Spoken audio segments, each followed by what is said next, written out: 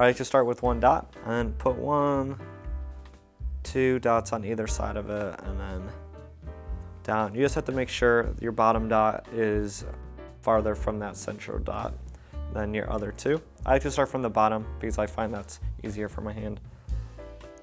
I'm just gonna meet that dot up like that.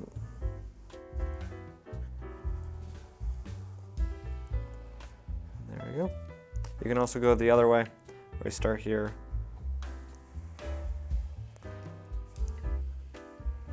And go all the way down. So you can start from the top and go all the way down. Once you get really good at those, you don't really need the dots anymore. You can just draw a bunch of hearts. Once again, you can start from the top, like that.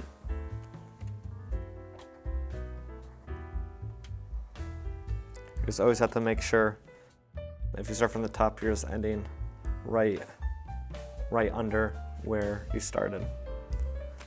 And there you go, hearts.